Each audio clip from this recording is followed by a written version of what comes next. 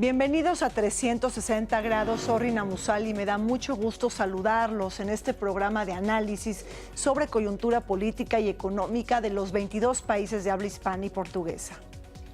Hoy ponemos nuestra atención en la modernización del acuerdo global entre México y la Unión Europea, la necesidad de revitalizar la relación ante los nuevos cambios geopolíticos y económicos que se presentan en el siglo XXI. Bajo este renglón nos preguntamos sobre el balance que deja el Acuerdo de Asociación Económica, Concertación Política y Cooperación tras 20 años de su firma, sus alcances, trascendencia, así como los temas más filosos del proceso negociador. Honduras será la última ficha electoral del panorama político del 2017 en América Latina. Las elecciones que se celebran hoy, 26 de noviembre, y en donde se pone de manifiesto el duelo entre el actual presidente Juan Orlando Hernández y el candidato Salvador Nasralla, quien encabeza una alianza electoral opositora.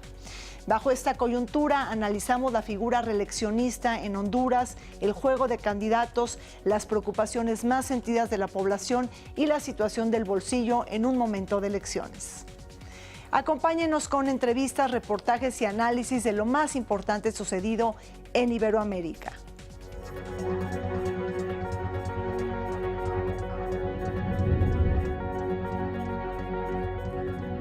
En Chile, los candidatos presidenciales Sebastián Piñera del partido Chile Vamos y Alejandro Guiller del oficialista Nueva Mayoría se enfrentarán en una segunda vuelta el próximo 17 de diciembre. El líder opositor venezolano Antonio Ledezma escapó de su arresto domiciliario y llegó a España para reunirse con su familia. Sostuvo un encuentro con el presidente del gobierno español Mariano Rajoy, acto que el mandatario Nicolás Maduro calificó como inamistoso. El presidente del gobierno español, Mariano Rajoy, reiteró que respetará el resultado de las elecciones del próximo 21 de diciembre en Cataluña y pidió que así lo haga también el bloque independentista. En Bolivia se realizó el cuarto foro de países exportadores de gas, donde se hizo un llamado a optimizar los precios de este energético e impulsar su desarrollo en el mercado internacional. El presidente de México, Enrique Peña Nieto, expresó su deseo de que pronto concluyan las negociaciones para actualizar el acuerdo global con la Unión Europea, lo que permitirá reforzar los lazos económicos con las naciones de ese bloque continental. También aseguró que el mercado abierto es la fórmula para el desarrollo. Esto lo dijo durante la visita que realizó el mandatario de Eslovaquia, Andrej Kiska, a México. Si concluimos pronto estas negociaciones, enviaremos un mensaje claro de nuestro compromiso con el diálogo, de nuestro compromiso con el libre comercio y la cooperación.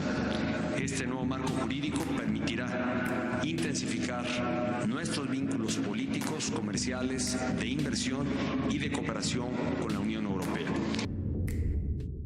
Esta semana, en nuestra sección Bajo el Radar, nos preguntamos sobre la actualización y modernización del acuerdo global entre México y la Unión Europea. Este acuerdo de asociación económica, de concertación política y cooperación que está siendo revisado a la luz de los cambios globales. Para platicar sobre este importante tema nos acompaña Carla Delgado. Ella es investigadora asociada del Centro Gilberto Bosques. Bienvenida, Carla. Un gusto tenerte con nosotros. Muchas gracias por la invitación, Rina. Oye, Carla, desde la llegada de Donald Trump a la presidencia en Estados Unidos, el mundo liberal sufrió un gran revés. La oleada nativista, populista y proteccionista que desfundó en primera instancia el TPP, que es el Acuerdo de Asociación Transpacífico, el TTIP, que es el Tratado Transatlántico entre Estados Unidos y la Unión Europea, y hay una intencionalidad quizá de descarrilar el Telecán en donde participan México, Estados Unidos y Canadá. Frente a este nuevo dictado de lo que pasa en el mundo, ¿la Unión Europea y México están obligados a actualizar su marco jurídico? Sí, sin duda.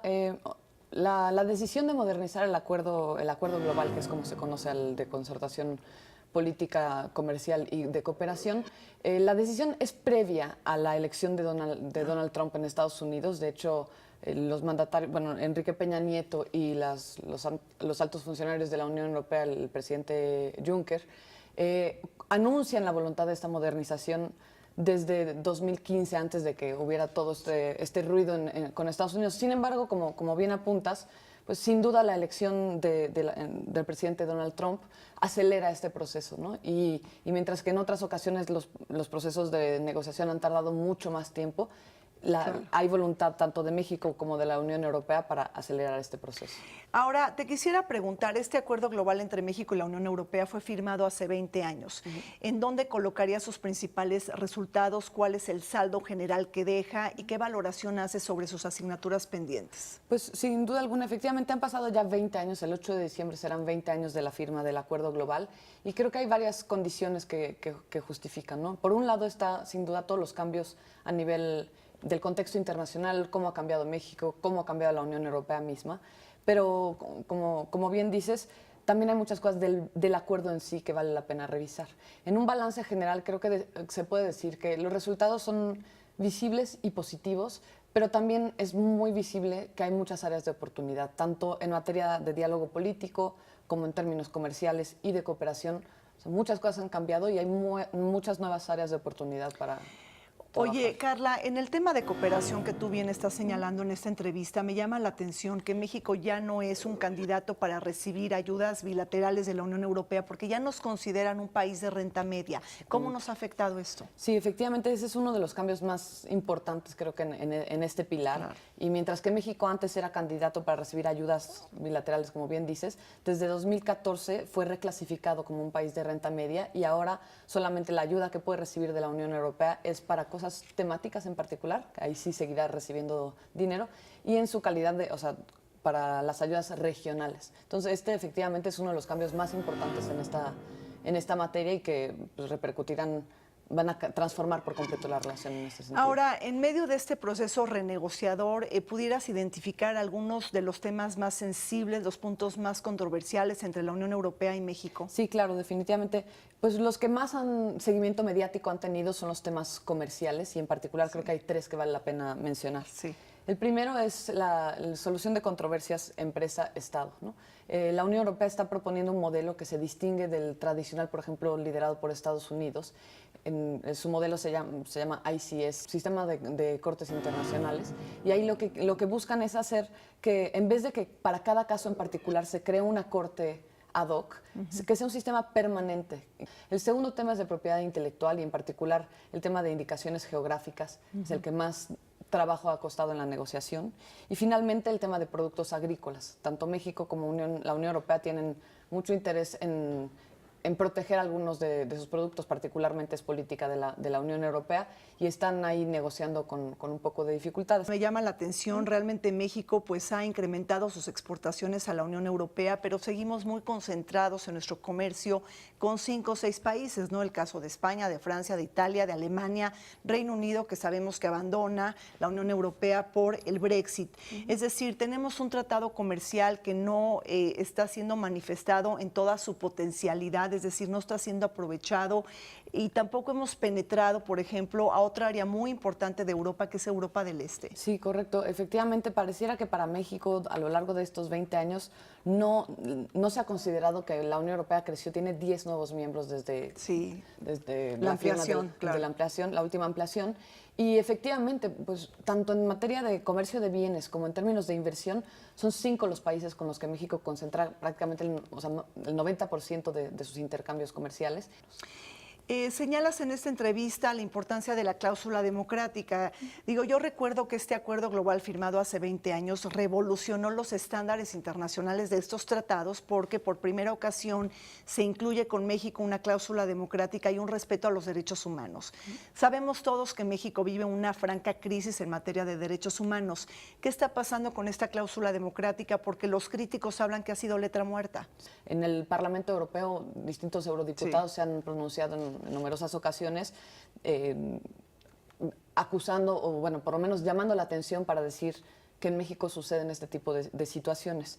La nueva cláusula democrática, bueno, las cláusulas democráticas en general han evolucionado mucho a lo largo de estos 20 años en los acuerdos de la Unión Europea y tienen ahora, incluyen nuevas dimensiones además de los derechos humanos, ¿no? Entonces, la garantía del Estado de Derecho, la gobernabilidad en términos generales, y creo que en ese sentido, aunque no creo que vaya a ser un tema que rompa las negociaciones, sin duda alguna creo que va a generar por lo menos debate en el Parlamento Europeo. Hablas de gobernanza, de Estado de Derecho, por supuesto, digo, pilares que tenemos que México tiene que solventar, que tiene que enfrentar, y el tema de combate a la corrupción, ¿cómo se pronuncia la Unión Europea en México? Pues el tema de corrupción está incluido dentro de las negociaciones, tanto en términos de diálogo político como también en la parte comercial. Entonces es bastante interesante cómo en esta ocasión las negociaciones ya incluyen toda esta nueva agenda que compete a los temas que suceden en la realidad mexicana y que la Unión Europea tiene mucho interés en darles profundidad. Ahora, ¿cómo estás viendo este tema de la asociación estratégica entre México y la Unión Europea? ¿Qué beneficios le da al ciudadano común? Pues la asociación estratégica es un concepto bastante interesante y que la Unión Europea no se ha tomado tanto el trabajo de definir exactamente qué es. Los 10 socios estratégicos de México pues no tienen necesariamente características similares. Algunos son, uno podría pensar que se definen por la relación directamente con la Unión Europea, otros por su carácter de liderazgo regional, otros por pensar economías, por ejemplo, emergentes. Y bueno, en el caso de México creo que es una conjunción de todos estos factores y que bueno, creo que su mayor contribución a la relación bilateral es haber incluido estos temas que ahora muy probablemente veremos en la nueva versión del acuerdo, ¿no? Entonces, incluir temas como medio ambiente o corrupción o combate a las drogas, pues... Cambio climático. Cambio climático, exactamente. Entonces, como que amplía la agenda para la relación bilateral y creo que esa es su mayor contribución. Pues muchísimas gracias a Carla Delgado. Pues ella es investigadora asociada del Centro Gilberto Bosques del Senado de la República. Por tu participación, Carla. Pues así es, con un sentido de urgencia debemos de actualizar y modernizar el TLCUEM, que es este tratado pues, de cooperación, de diálogo político y también de asociación económica entre México y la Unión Europea, pues ante la nota del nacionalismo económico y del America First en Washington. Volvemos.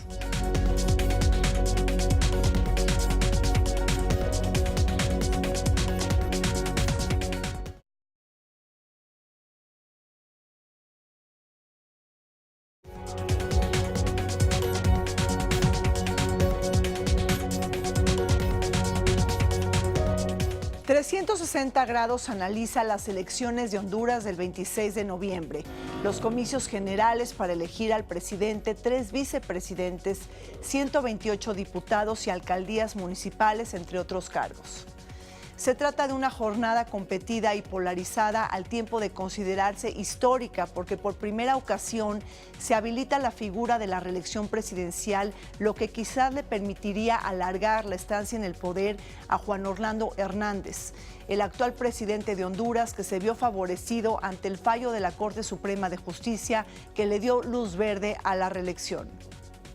Con estas elecciones se pondrá a prueba el sistema bipartidista tradicional en Honduras, la alternancia política entre el Partido Nacional y el Partido Liberal, que puede llegar a resquebrajarse por las grietas y divisiones generadas al interior de los liberales y la creación de una alianza electoral opositora que encuentra liderazgo en la figura de Salvador Nasralla.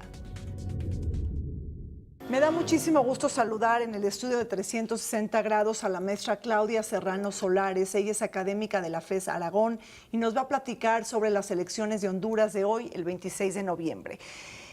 Claudia, Honduras tiene un paso muy accidentado y muy difícil hacia la democracia. Es un país con un pasado autoritario, con gobiernos militares, con dictaduras, con una debilidad institucional muy importante y también con un Estado clientelar. Es decir, tenemos una élite política muy pequeña, pero superpoderosa que controla todos los hilos del poder. Sí, tenemos una coyuntura bastante compleja para la elección que se va a vivir en próximos días. Y finalmente hay una herencia que no se ha podido erradicar, ¿no? Claro. El proceso democrático dejó claro que con esta nueva oportunidad que se presentaba con Zelaya, ¿no? Y el derrocamiento, volvió a poner en jaque esa posibilidad de lo que se había trabajado desde el Parlamento Centroamericano para tratar de generar la gobernabilidad, ¿no? Y que era parte también del trabajo que se construyó desde los 80 con Grupo Contadora y Grupo de Apoyo a Contadora, ¿no? Que trataban de generar desde una vertiente regional y subregional los elementos o los pilares que pudiesen llegar a fortalecer esa institucionalidad en estos países, no solamente en el caso de Honduras, pero que bueno, se vuelve a poner en jaque con el golpe de Estado y que vuelve a reconfigurarlo, ¿no? Y que finalmente es una fuerza política que hoy en día también está reclamando su lugar frente a esta elección. Se trata de la primera ocasión que en Honduras se presenta o se habilita la figura de la reelección. Digo, esto ha generado muchísima polarización y divisionismos al interior de Honduras. Para unos es un acto legal que está sustentado en la Suprema Corte de Justicia, que fue un fallo del 2015, y para otros lo ven como una violación directa a la Constitución de 1982. ¿Tú de qué lado te pondrías? Pues a mí me parece que es, digamos, un tema ahí muy controversial, porque justamente cuando pasa el proceso del golpe de Estado con Zelaya, pareciera que las instituciones, sobre todo también la Organización de Estados Americanos, como que minimiza, ¿no?, el asunto interno o el proceso político, y ahora con la reelección pues pareciera que es como en blanco, ¿no? No está sucediendo nada y no hay una modificación, cuando en otros países, cuando se ha llegado a querer hacer una modificación de esa índole, de inmediato la OEA, sobre todo la OEA, es la que está en una observancia política que te hace la reclamación, estás violando o estás haciendo pasos de retroceso hacia un proceso de constitución democrática. Entonces, en otras palabras, podemos decir que, bueno, pues a Manuel Zelaya, por sus ambiciones reeleccionistas, se le implantó un golpe de Estado en el 2009 que lo saca de la silla presidencial, y que ahora la derecha conservadora, a través del Partido Nacional, pues hace lo mismo, pero de otra manera, porque también tienen ambiciones reeleccionistas. Sí, exactamente, ¿no? Y al final es el mismo proceso, pero bajo una diferenciación, ¿no? Porque lo que está tratando de hacer el actual presidente es decir, bueno, voy a generar la maquinaria necesaria para que desde este instante yo tenga como la legitimidad necesaria en caso de que la elección me vuelva a colocar dentro, ¿no? Y ahí pues se vienen otras consecuencias, porque finalmente también lo que está haciendo es que al interior se estén haciendo denuncias de cómo se está generando esta compra del voto o la forma en la que se están presentando las encuestas que lo ponen a él como ya posible ganador. Salvador Nasralla es un candidato antisistema y que está ganando muchísimo respaldo ciudadano. Así es, y también... es un comentarista deportivo, ¿no? Sí, al final también tiene ya una, digamos, una comunicación directa, ¿no?, con el electorado desde otro sector, y que te permite tener el acercamiento, sobre todo en nuestros países, los países latinoamericanos, tenemos como esta falta de continuidad hacia los procesos políticos, no nos interesamos y tampoco participamos de forma tan activa. Pues una figura de esta índole te permite tener una mayor adhesión, ¿no?, o interés por lo menos en la elección. ¿Cómo se acomoda la economía en un momento de elecciones? Pues mira, justamente ahí también hay como ciertas, todavía no hay un plan como tal para poder enfrentar la situación que se está viviendo en el continente. En el caso, por ejemplo, del Triángulo Norte, donde se incluye Honduras, había habido en Miami una reunión sobre la Alianza de la Prosperidad, donde, bueno, para Estados Unidos resulta que lo más prioritario es la inversión. En términos del gobierno mexicano quedó en que se iba a trabajar por el desarrollo económico en la región. Y bueno, como sabemos, no es lo mismo trabajar por crecimiento ni por desarrollo, y si se le sigue priorizando la parte de la inversión, difícilmente vamos a poder trabajar sobre aspectos como la migración, la violencia. Y otro aspecto que está ahí y que flagela mucho al gobierno hondureño es la corrupción. El Triángulo Norte representa la 9ª economía en el continente, entonces ahí hay algo importante, ¿no? La parte de los recursos naturales y el gas natural, que era otro de los proyectos que se tenían pensados por parte del gobierno mexicano, difícilmente se logran concretar, y más cuando a nivel interno tienes un proceso tan transitorio, ¿no?, que le dé la oportunidad de que esos mecanismos de cooperación se puedan cumplir. Claudia, comenta sobre la corrupción. Me llama la atención porque hay una buena noticia ahí para Honduras, una especie de replicamiento de la CICIG en Guatemala. Tenemos esta misión de combate a la corrupción y a la impunidad que está siendo apoyada y respaldada por la OEA. todo ello con la idea de desmontar, ¿no?, todo esta trama de corrupción. Sí, la misión, entró ahí en una situación también compleja porque era el desfalco del Instituto Hondureño de Seguridad Social. De Seguridad Social, y entonces ahí, pone un poco en jaque y se reclama esta posibilidad de cooperación, ¿no?, por parte de una misión y observadores que nos permitan generar esa depuración. Y hay muchas denuncias también que se han presentado en torno a que hay un alto grado o alto índice de corrupción por parte del actual presidente, y entonces pues vienen ahí contradicciones que los intereses cruzados. Que no permiten visualizar si realmente se está logrando concretar cambios significativos, y que desafortunadamente donde más se nota es en la parte política. Pues muchísimas gracias a la maestra Claudia Serrano Solares por esta entrevista, académica de la FES de Aragón. Gracias, Claudia. Pues sí, hay que estar pendientes de los resultados finales de estas elecciones en Honduras del 26 de noviembre. Por cierto, las elecciones más observadas de la historia, porque se dice que se van a registrar casi 16,000 observadores internacionales y también nacionales. Muchísimas gracias. Nos enlazamos hasta Tegucigalpa, Honduras, para conversar con la doctora Ada Amalia Puerto Ramírez. Ella es directora ejecutiva de Telebásica. Ada, bienvenida a 360 grados. Muchísimas gracias por la posibilidad de esta entrevista. Las elecciones en Honduras portan un signo distintivo en este año 2017. Por primera ocasión se habilita la figura de la reelección. ¿Cómo están recibiendo los hondureños este fallo de la Suprema Corte de Justicia de Honduras hace 2 años de favorecer el proyecto continuista del presidente Juan Orlando Hernández en un momento de elecciones? Esta decisión de la Honorable Corte Suprema de Justicia ha tenido aceptación por una parte de los hondureños, y por supuesto por otro sector no ha sido aceptada.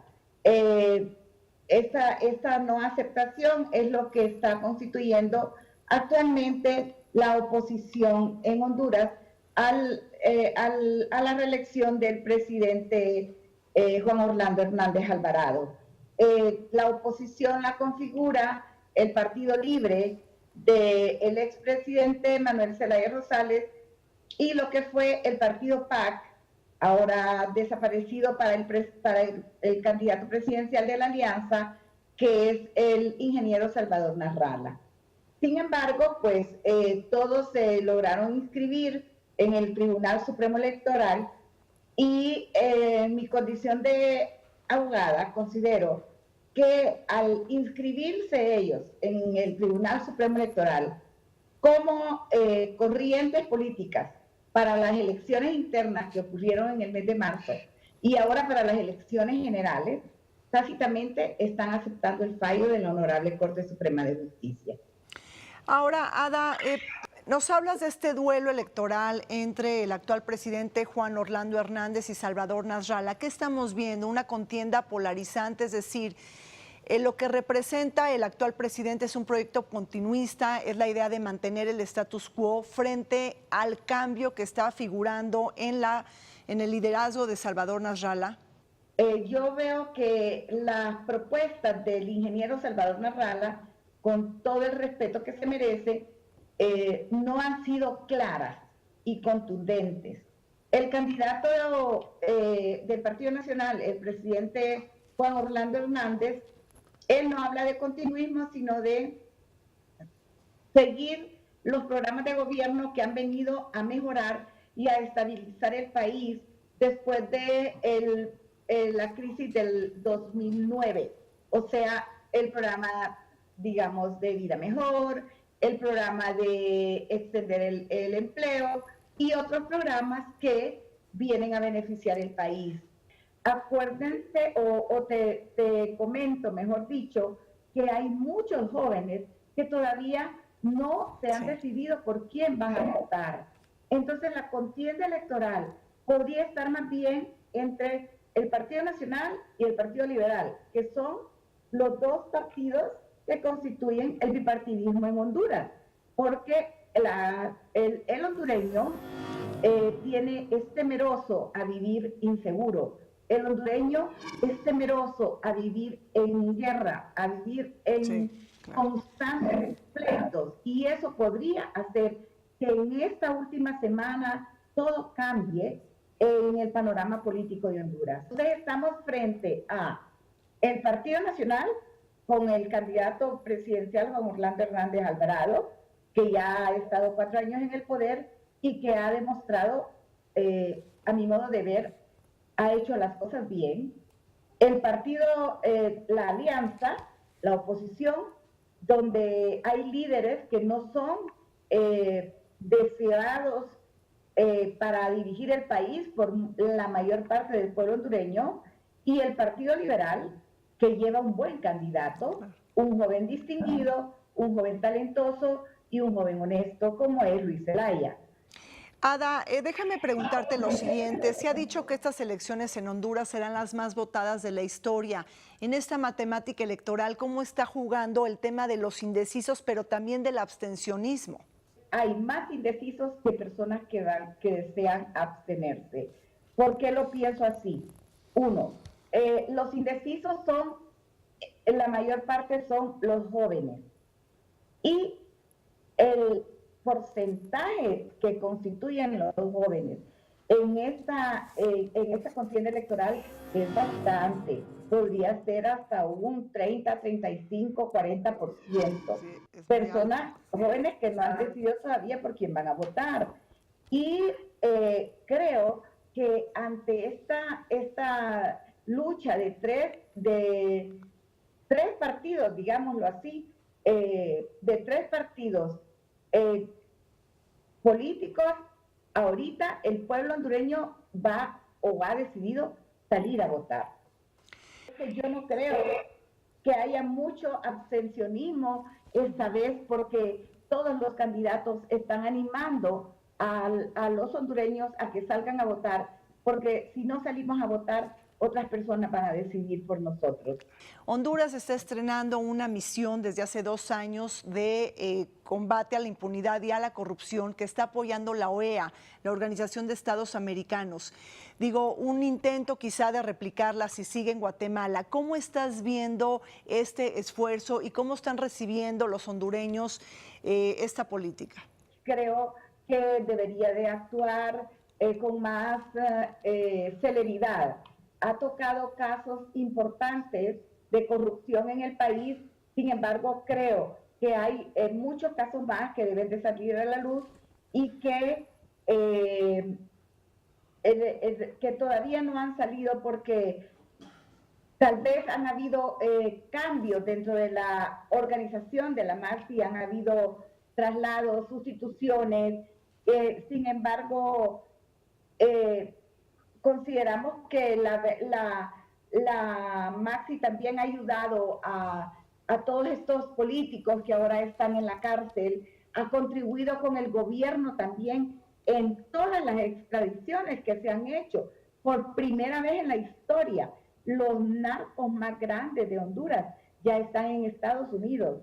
Estamos libres de toda esta gente, sus bienes han sido puestos en subasta, otros han sido donados a instituciones benéficas que lo necesitan, y acompañado de esto, a la par de la MAXI, tenemos también el Consejo Nacional Anticorrupción, que está formado por más de 12 organizaciones de la sociedad civil y que constantemente presenta casos ante el Ministerio Público para sacar adelante a nuestra querida Honduras y librarla de la corrupción. Nos estamos preparando para esta gran fiesta, que es el 26 de noviembre, que empieza a las 6 de la mañana, termina a las 6 de la tarde, y confiamos en Dios, Rina, que Honduras nos dará el presidente que nos merecemos.